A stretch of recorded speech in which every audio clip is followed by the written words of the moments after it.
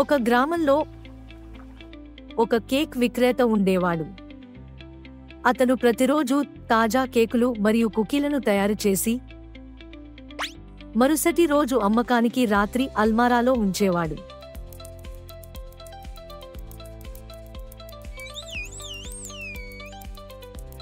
కానీ అతను మరుసటి రోజు ఉదయం తిరిగి వచ్చేసరికి అతను తయారు చేసిన కేకులు మరియు కుకీలు అయిపోయాయి. దొంగలు వాటిని దొంగిలించారని అతను అనుకున్నాడు. అందుకే అతను ఒక సీసీటీవీ కెమెరాను ఏర్పాటు చేశాడు. కానీ అతను వీడియో చూసినప్పుడు దొంగ కాదు, ఎలుకలు వచ్చి కేకులు మరియు కుకీలను తిన్నాయని తేలింది. వాటిని ఎప్పటికీ ఆపడానికి అతను ఒక ప్రణాళికను రూపొందించాడు. అతను ఒక ప్రత్యేక కేక్ తయారు చేసి దానిలో చాలా కారంగా ఉండే సాస్ మరియు మిరపకాయను ఉంచాడు. ఆ రాత్రి ఎలుకలు ఎప్పటిలాగే వచ్చాయి. ఒక కేక్ తీసుకుని తిన్నాయి, కానీ అది చాలా కారంగా ఉంది.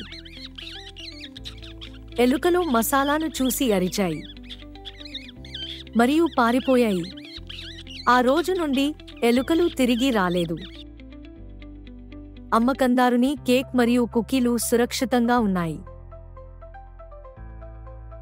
ఎలుకలు నేర్చుకున్నాయి, దొంగతనం మంచి అలవాటు కాదు. మంచి పనులు సాధించడానికి కష్టపడి పనిచేయండి.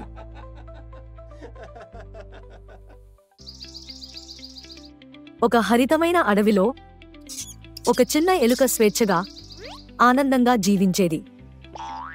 అది ప్రతిరోజు పువ్వులతో ఆడుతూ, గాలిలో ఉల్లాసంగా పరిగెత్తుతూ, నీటిలో ఈదుతూ ముచ్చటగా గడిపేది.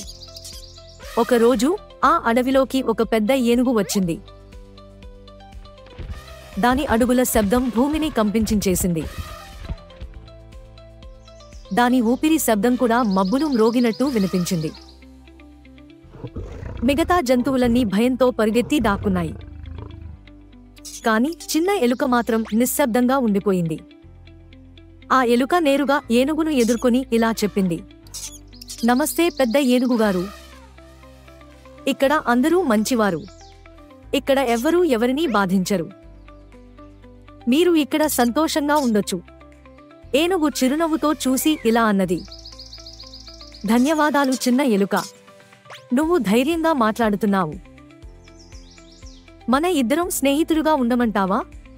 ఆ తరువాత చిన్న ఎలుక ఏనుగుకు అడవి మొత్తం చూపించింది.